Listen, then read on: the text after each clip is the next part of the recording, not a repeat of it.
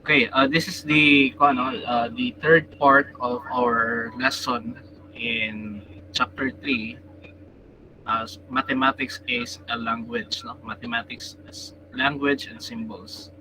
So we will talk about propositional logic. Or in your book, they state it as a mathematical logic. No? Okay. So what we are going uh, uh, to do in this lesson is that by the end of this lesson, you should be able to determine the truth values of a proposition, then verify uh, if a statement or if a statement or a proposition is a tautology or contradiction, and also determine the um, if the given propositions are logically equivalent. Okay. Then also we are going to determine the uh, truth values of quantifiers. Okay, quantifiers. Okay, so we will just start with the definition of a proposition, or in other books they call it as a statement. No? So a proposition is a declarative sentence which is either true or false. No? By the way, class, I will try to fast track my discussion now because this is more of a review to you. I know you already discussed this one in your general mathematics, no, basic logic. Okay, so here, so which do you think here uh, are examples of proposition? No? Which do you think here are examples of proposition? So you may type it on the chat box, no, if you want.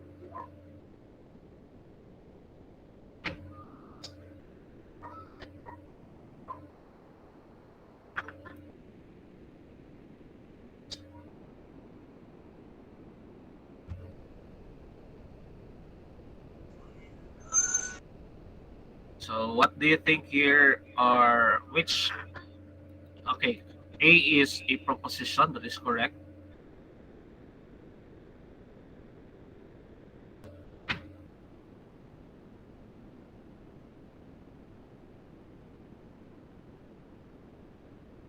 A is a proposition, yes.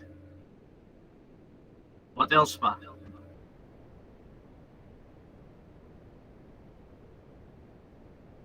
Which do you think here is also a proposition?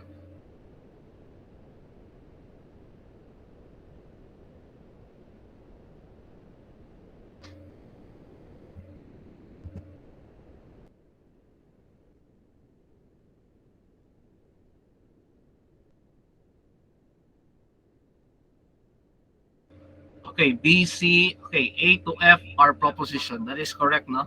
So all of these are proposition except for G and H. Okay? A, B, C, D, E, and F are propositions. Are yes, are propositions. While G and H are not propositions since they are not in declarative sentence. No? Okay. A proposition can be either a primitive or a composite. No? So if a proposition cannot be broken into simpler propositions, so that we could say that kind of proposition is primitive. If if a given proposition can be broken down into at least two or three propositions, no? If we try to remove the connectives between these propositions, then we could say this is a composite proposition. So for this example, which do you think here are examples of uh, primitive proposition? This one is a composite proposition. So you may type it on our chat box for the answer.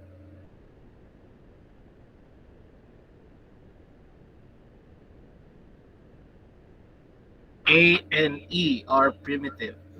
Okay. Yes, agree. A and E is primitive. How about letter C? 1 plus 1 equals 2.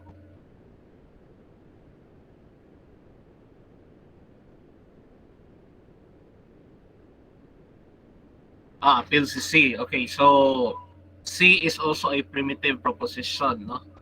So for this case, okay, for this case, we A, C, and E are primitive proposition, while B and D here are composite.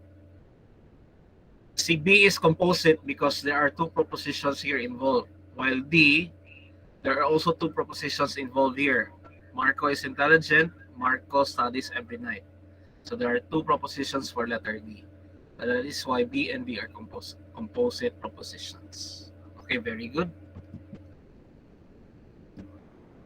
Okay, now next one is let's proceed with the logic operations. No, so okay, there are many logic propositions. We will start with the three. Number one, it's the conjunction. So conjunction, we equate it to the word and. Ano? So there are also equivalent words for and, like but. We see but, that is also a conjunction. If you see while, that is also a conjunction. No? So the keyword for conjunction is and. For the truth values, um, conjunction is only true if the given two statements P and Q are true. If at least one is false, then the statement is false. For this case, no, I have enumerated here some statements. Okay, for this case, only one is true. No? Since uh, both primitive propositions involved in 1 and 2 are true. The rest, there is at least one that is false. So therefore, for 2, 3, and 4, the whole statements are false.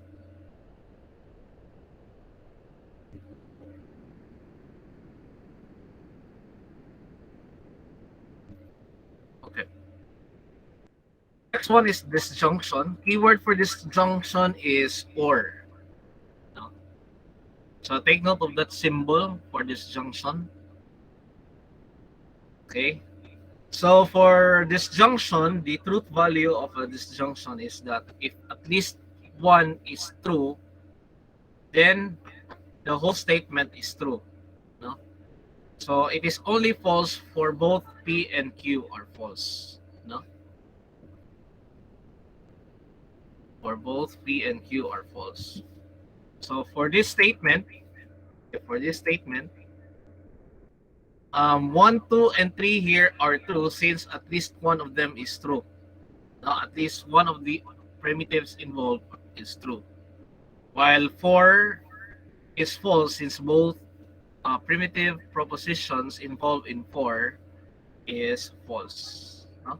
So that is why 1, 2, and 3 are true, while 4 is false.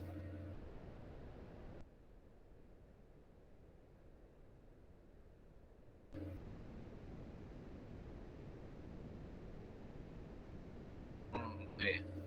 Fanboys daw on mga sa di ba unsa na mga different conjunctions, no? So take note those abbreviations of conjunctions. No? Okay, next one is negation. Negation is just simply to negate, no? So if you are going to negate a statement, you just simply write it is not the case that, it is false that, or you may say it is not true that, or just simply inserting the word not in the given statement. No? For example, if we are going to negate Cagayan de Oro is in Misamis Oriental, then you may say the negation for this is Cagayan de Oro is not in Misamis Oriental. Then if you have 2 plus 2 equals 5, so if you are going to negate the statement, you will say 2 plus 2 is not equal to 5. Okay, so those are the negation of the two statements.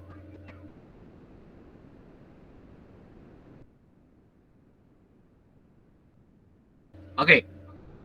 Siguro, okay, let's have a minute. You may choose one from A to B, from A to D, not to answer. So, write given here the symbols. So, I want you to give the equivalent sentence for each symbols. No? Siguro, I will just give you a minute to answer. Then later we will let's check if your answer are correct or not. No? Sige. So 1 minute lang.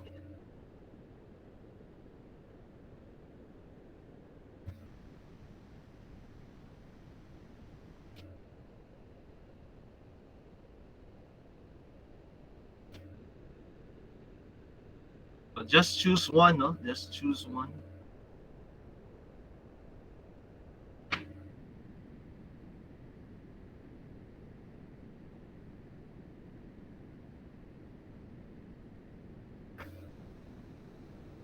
Yes, Aaron, you raise your hand. It is cold and it is raining. Yes, that's correct. It is raining for D. Naka naka disjunction man siya unsay in between niya. Is it an or no? Not enough ang kama lang, no? Dan.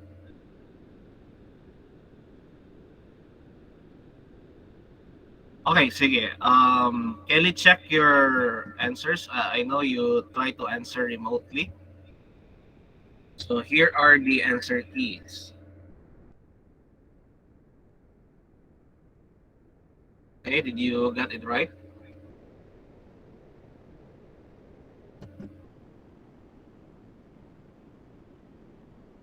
Okay, so for letter D, dapat may or in between. Okay?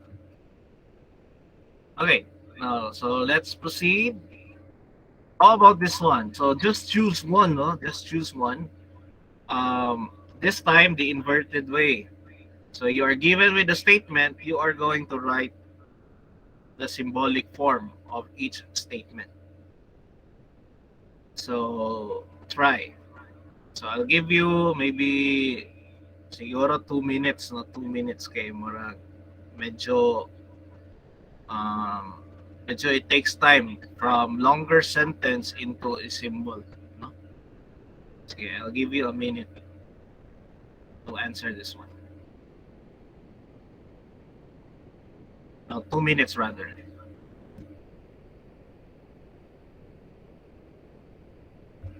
E this is for Kenneth. What is that? For letter A, B, C, or D?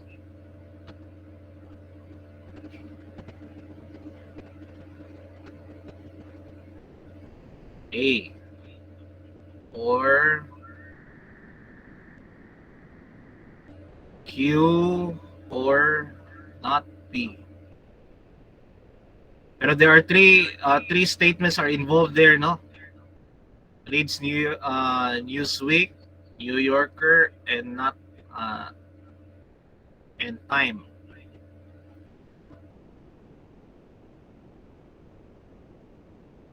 Okay, noted. Noted, Jess. P. Okay, that is a conjunction, no?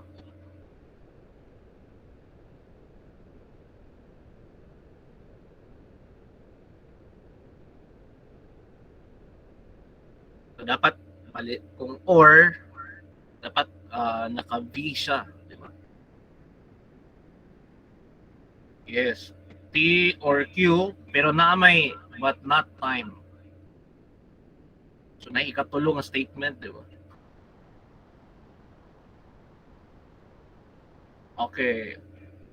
Batman. So in between not R and Q, there is something symbol na ato i-place. So but is equivalent to and, no? But, and, while, what else pa?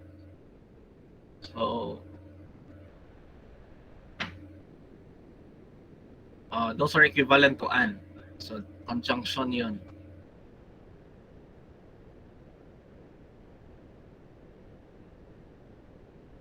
Pero naamay not, no? Naay not.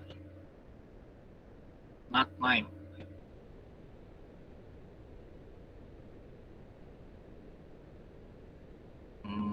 Okay. For letter D, okay.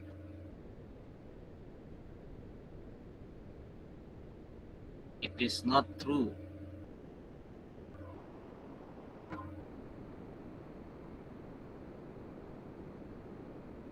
Sige, sige. Sige, no. Okay. Here are the answers for the equivalent symbols, no? Sige. So before I proceed, do you have any questions?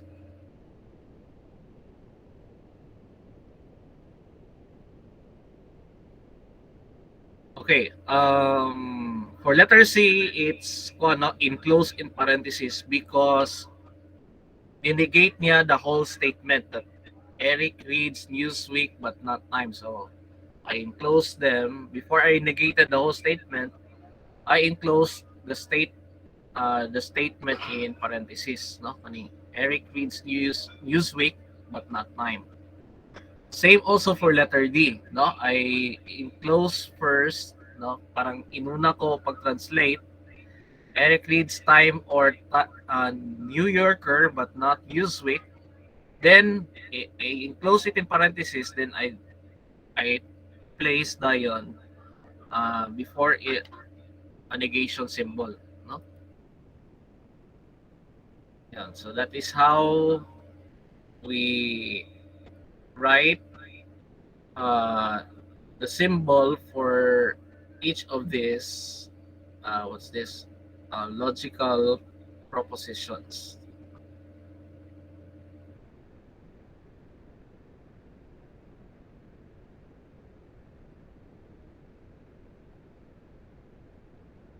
Okay.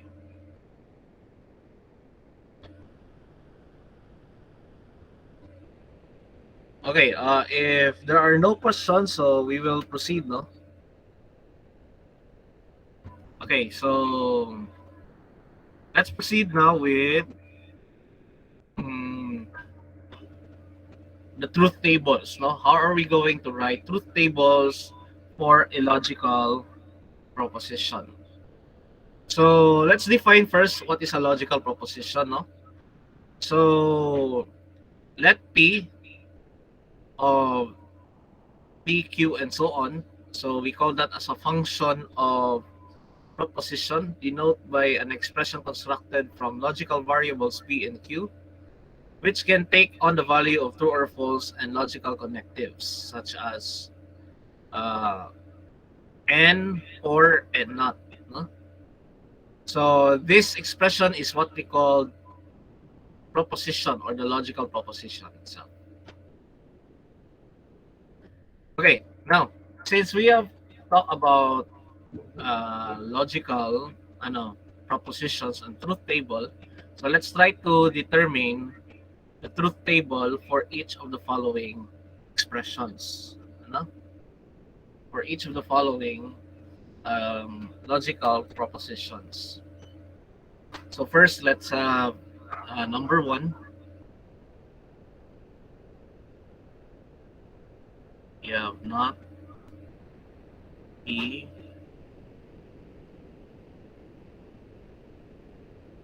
Okay. Can Lee pin my other screen, class, no? Could you pin my other screen? That one. Okay. So if we are going to determine the truth value of this one through truth table, first we are going to determine how many variables or uh, propositional variables, we call that as propositional variables, or predicates do we have. Okay. So sometimes we call it as predicates also, or propositions, just simply propositions. No? Okay. So we have two propositions involved. No? We have two simple propositions involved. So the number of rows that we are going to have will be 2 raised to the power of 2, which is equal to 4. So we will have 4 rows. So if we are going to draw the truth table for that, we have P, we have here Q. So true,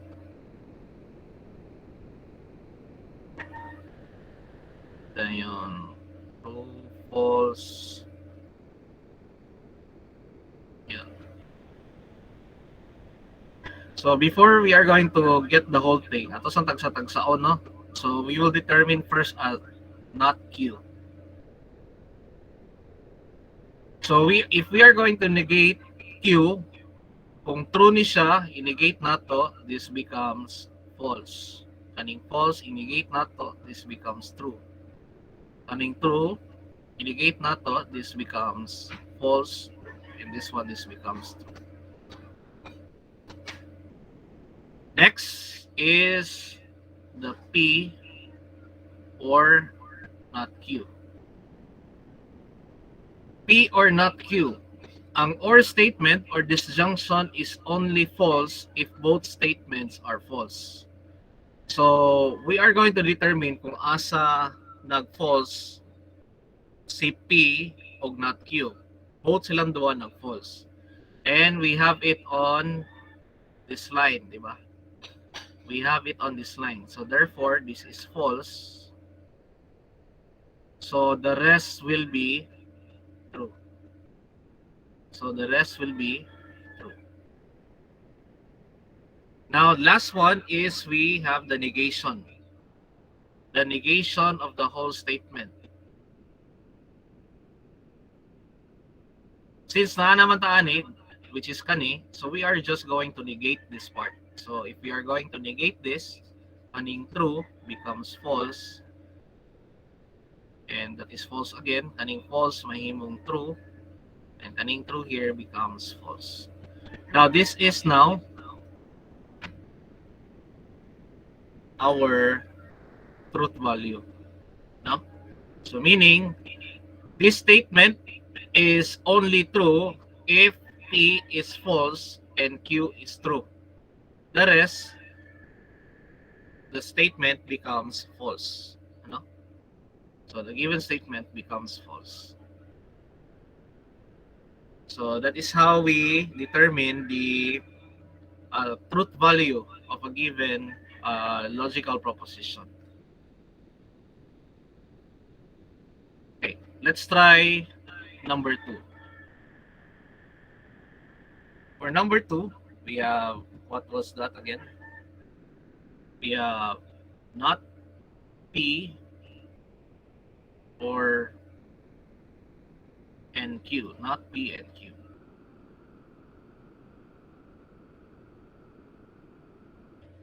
We have P.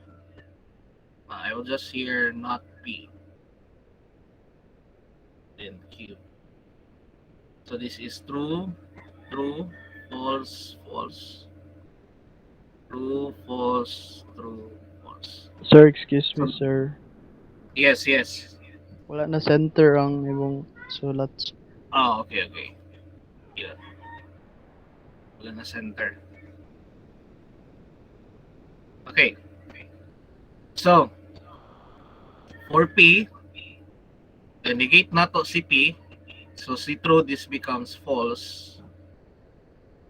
Also, this one becomes false. Kani may mong true.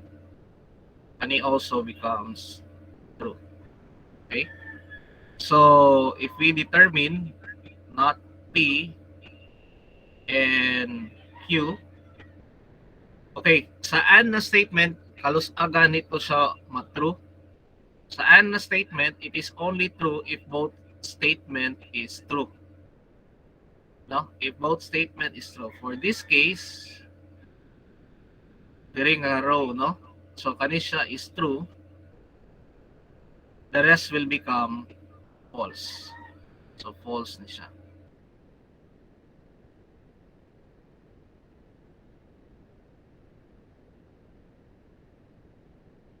By the way, class, no? If we try to look at the previous example and the second example, ang ilang truth values are the same, ano? Identical ang ilang mga truth values, no? Kung kani siya both are true, false siya. False. If false si Q, false po ni siya here. If false si P, then true si Q, true siya here. True po siya diya, no? If both are false, false po siya. So you have identical, what's this? You have an identical truth values for each proposition. Meaning of this, kaning silang duha are logically equivalent. No? Kaning silang duha are logically equivalent. So I could say that not P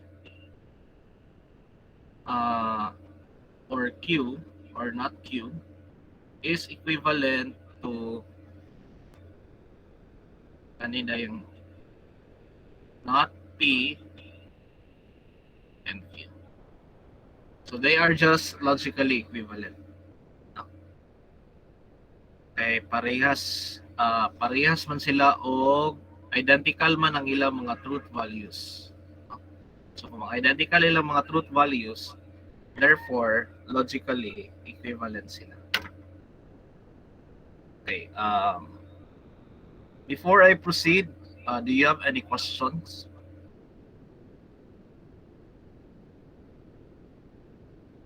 Okay, for number 3, I will just give that one as your practice, no? Since tulo man na siya kabuk variable, so meaning 2 to the power of 3 na kay 8 kabuok columns, no? Na kay 8 kabuok, 8 kabuok rows. Yes, Eman, what is you raise your hand, Eman? Ay, sir, mga tala lang po, sir, ba sa number 1? Sa number 1 bitaw, sir? Yes. Dito sa 4th row, giyon sa kito pagkuha, sir? Sa 4th row, sa number 1, 4th row.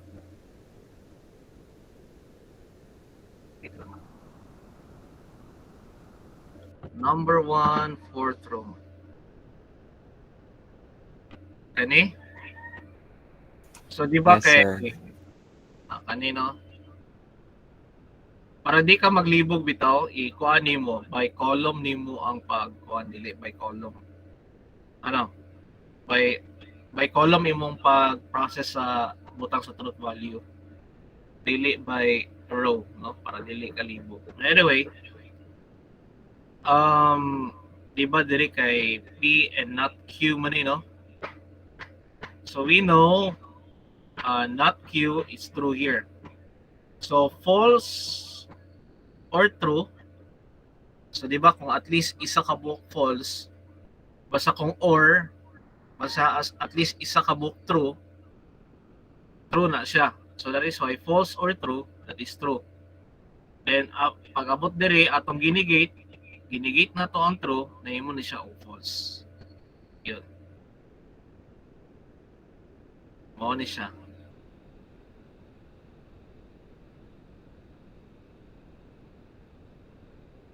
Okay, class, ang atong pag-process sa para sa yun bitaw siya. Para sa yun siya. Ayaw i-by row pag butang sa truth value.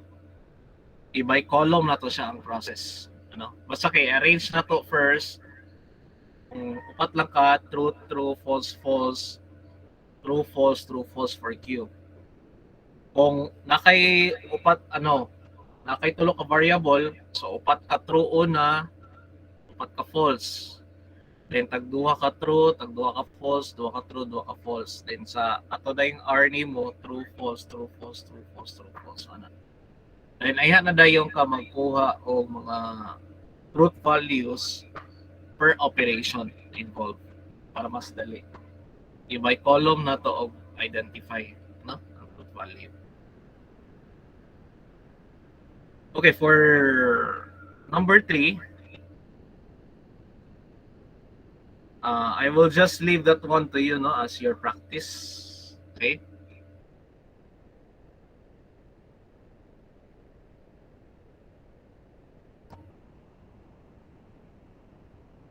Okay, you may now return to my slides.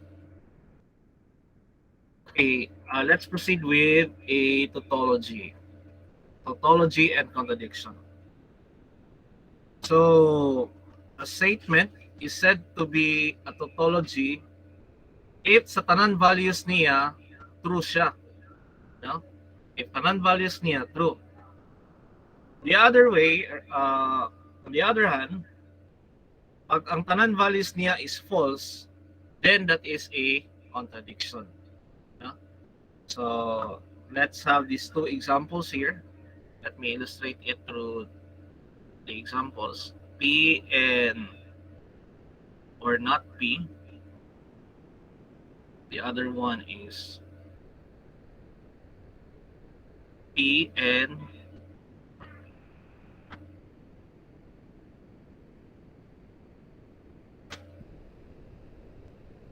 okay, kindly pin my other screen, no? Okay, so how many variables, propositional variables are involved here? We only have P's, di ba? So therefore, we only have one. So the number of rows that we can have now is we have 2 raised to the power of 1, which is we have 2 rows. So therefore, we have P. So this becomes true, false, not P. So negate this one. This is false. This is true. So therefore, P or not P. Okay. For disjunction, no, or statement, it is true if at least one of them is true.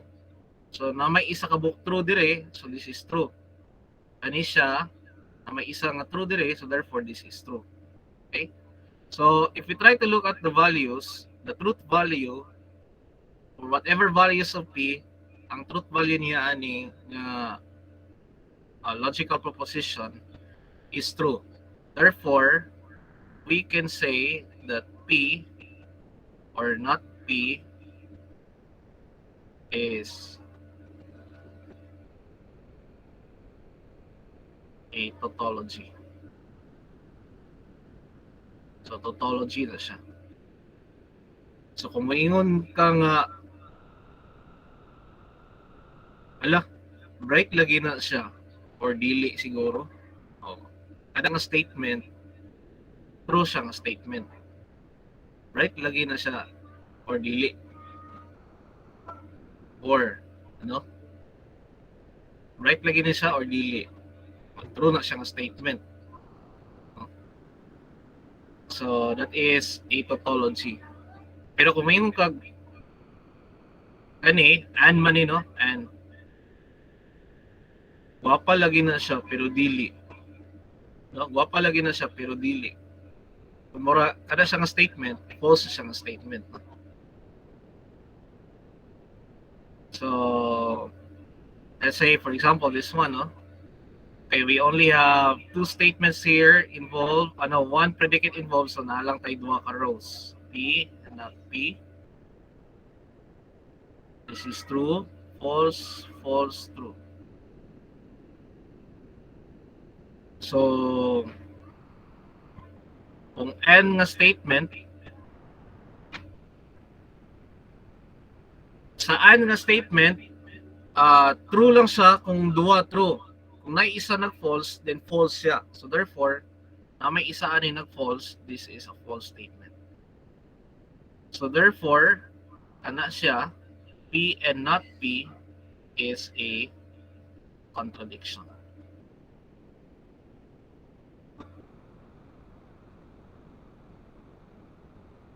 So P and not P is a contradiction.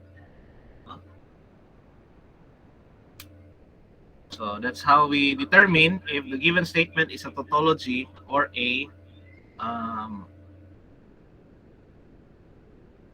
contradiction. Okay, let's go back to my slides, no? So just unpin lang muna my other screen.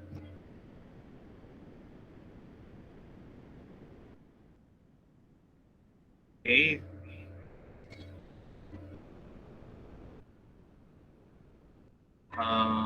Okay, for this one, I will just leave this one to you, no? As your practice.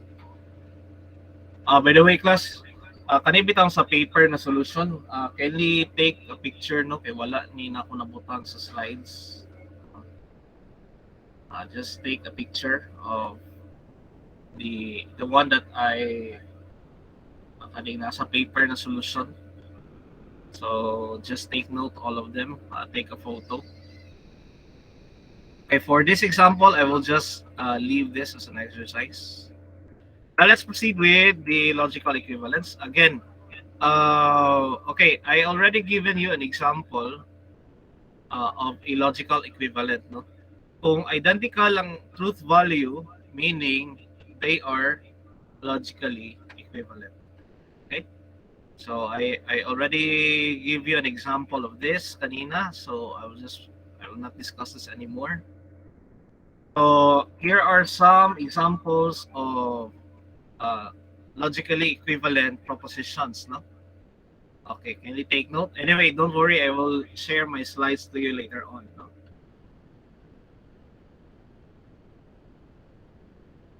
So here are some examples of logically equivalent propositions. Okay, this one, I will just leave this one to you. Okay, so we are done with contradiction, disjunction, conjunction, and negation. So we will proceed now with the conditional and biconditional propositions now. When you say conditional, so that refers to the if-then statement. So if P, then Q. We write that is in symbol P, then the arrow, then Q. For biconditional statement, we have if and only if. No? Take note of the word if and only if. So if we have that word, that is our note for the biconditional statement. And here are the truth values of the conditional and biconditional statements. So for conditional statements, no, mag-false lang siya ang imong if is true and then ang imong then is false.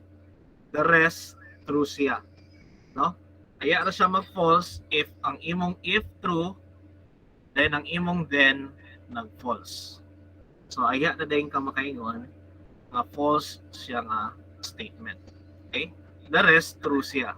For biconditional statement, if and only if they are true, no, if both statements are true and if both statements are false. The rest false ang iyang statement. Okay?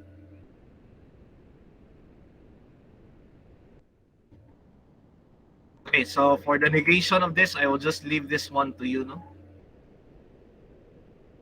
All you have to do here is to add the word it is not true that or it is false that, no?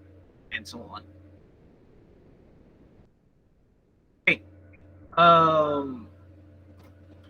For conditional statements and biconditional statements, no, can we take note also this one? These are also logically equivalent. For the exercises, I will just leave this to you also to verify. Okay, so I will just leave this to you also to verify. Anyway, all you have to do is to use the truth values. Kung identical siya, equivalent. If dili siya identical, then it is not equivalent.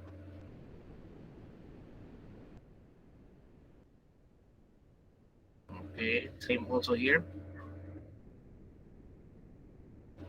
Okay, can you take note also, no, for uh, if you are given with a conditional statement, can you take note what is the converse, what is inverse, and contrapositive.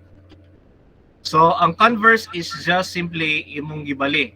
If P then Q, imong gibuhat is if Q then P. No?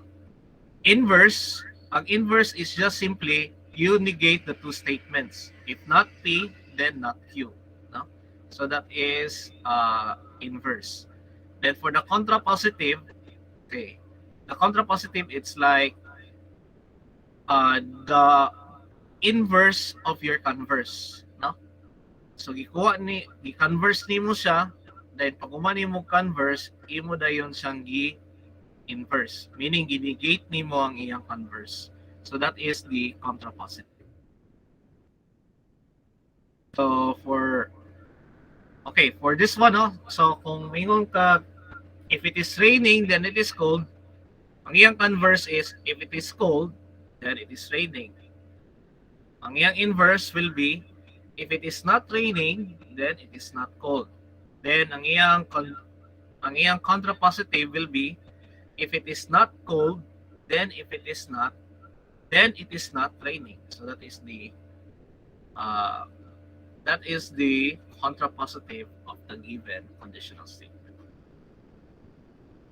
Okay, I will just give you the answer for that one later on. No? Okay. Let's proceed now with the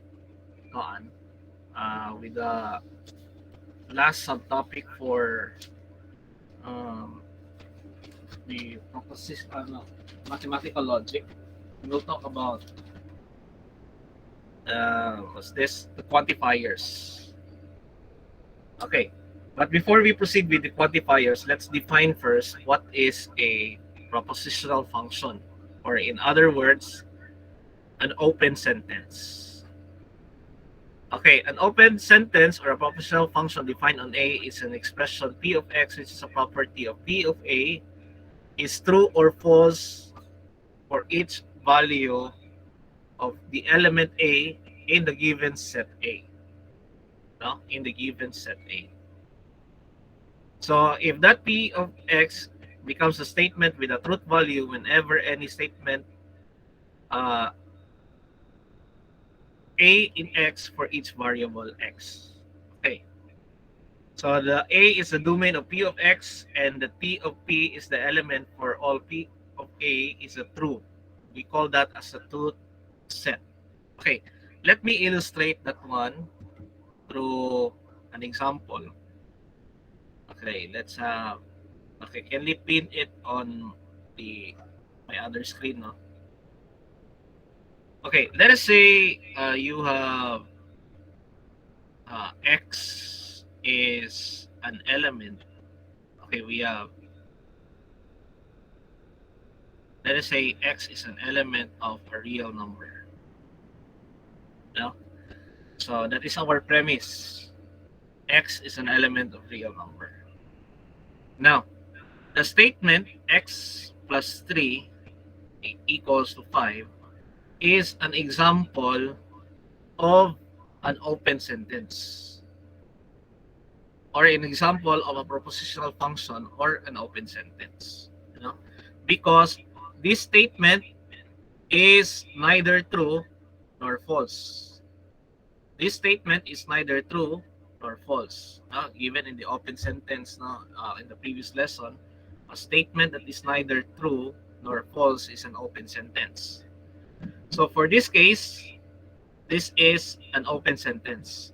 And it is only true, this statement is true, X plus 3 equals 5 is true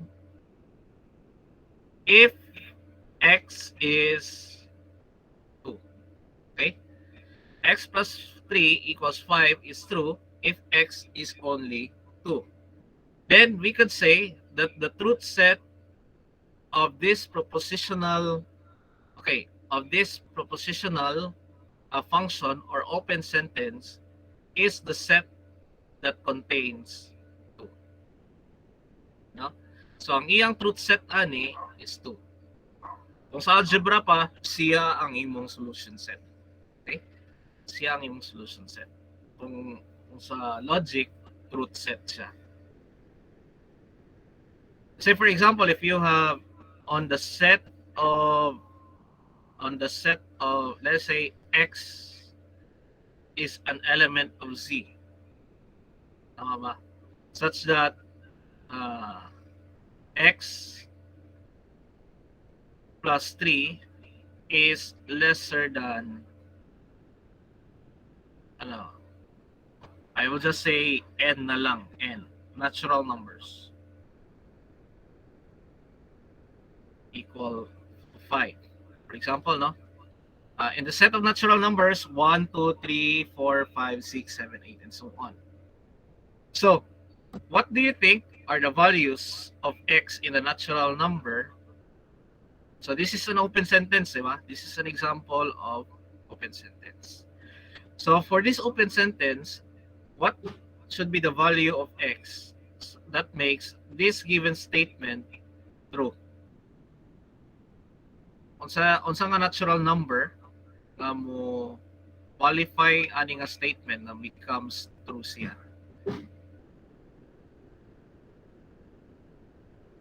1. Okay, tama, 1. So we could say our truth set is the set containing 1. No? So let's say if same example, x is an element of n, dayon x plus 1 is greater than 5. So unsa atong truth set ani? So atong truth set will be, so kung instead of x plus 3 is lesser than 5, x plus 1 is lesser than 5. So atong truth set will be, okay, 3, unsa pa? Okay, 1, tama ba? Okay, 1 plus 1 is 2, lesser than 5. Tama. What else pa? 2. Si 4, ang atong kuan diri is natural number man, no? So 0 is not a natural number. Belong siya sa whole number, no? Belong po siya sa integer pero dili siya belong sa natural number. Kay dili man siya ginagamit pag count. Dili pwede si 4 kay less than man. Kay kung 4 plus 1 equals man to 5, dili man siya less than. Diba? So this is now our truth set. So that is now our truth set. Okay? Okay, you may write, okay, kung atong i-rule method, kung atong i-rule method or set builder, pwede na to anaon. Set of x an element of n such that x is lesser than, dili greater, lesser lang, lesser than or equal. Pwede siya no? Pero kanina lang class, ayun raw sulaton kaysa ani. Diba? No? Kanina lang first. Anyway, both are true. Both statements are correct. No? Both statements are correct. So, kanina lang first isulat kaysa yun ra. No? Kaysa katong symbolic. Pero na times na mag-symbolic ta class, no? Especially if real numbers nang involved. Okay. So, that's about propositional function and quantifiers. Okay. I will just leave this one as an assignment or a practice exercises for you. Let me proceed with the existential quantifier. So what do you mean by existential quantifier? Just take note of that of that symbol, maliskad na E. We call that as there exists. Okay? There exists. Okay. The truth set of, if you have there exists na symbol, okay, the truth value niya of a given statement, the given statement is true if at least isa ka example, if there exists at least one example on the set, that would prove the given statement true. So that is for existential, or there exists. No? So let's say for example, there, can we say number one, is this a true statement? There exists a natural number. There exists n in P. We define P as 1, 2, 3, and so on, such that n plus 4 is lesser than 7. True or dili? O atong binisayo, no? Naay at least isa. Naay isa sa P that would uh, prove the statement n plus 4 is lesser than 7. True or false? Okay, very good. So that is true. No, that is true. Since 1 plus 4 plus 5 is lesser than 7, and that is true. No? What if for number 2? Is this a true statement or false? So na isa sa P that would exist, that would prove that n plus 6 is lesser than 4. Naabay isa? So wala, no? So therefore, kung wala, that is, yes, very good. That is false. So number 2 is a false statement. So very good. The other quantifier is what we call the universal quantifier. Kanang inverted A, no? Inverted A. Okay, for universal quantifier, to make the statement true, so dapat all elements belong to that set, no? Mo-qualify siya, tanan, mo-qualify siya as true. Kung naa gani isa ana, no, nga wala ni qualify as a true statement, then the whole statement is false. No? True lang siya kung tanan value sa given na set is also true. Pero kung ay isa nag-false, then false na siya. Let's say for example in this one, for all n in P, n plus 4 is greater than 3. So tanan ba values sa 3, kung atong i-add sa 4 greater than 3? Tanan ba?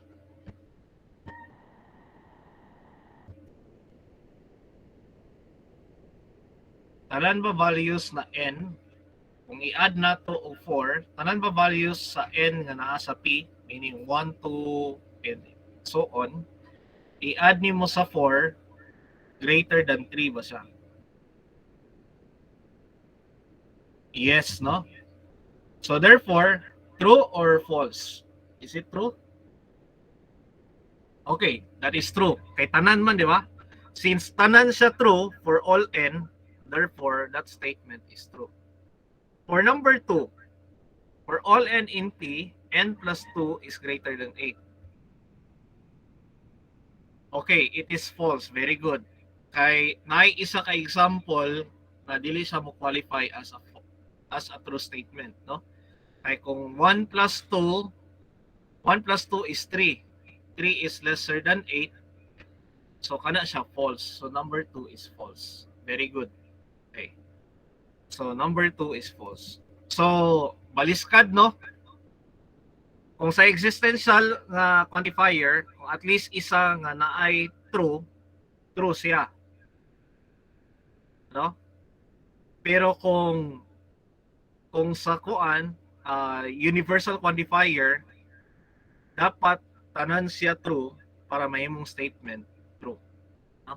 So that is the difference sa existential and universal quantifier. Okay, I will just end my discussion there.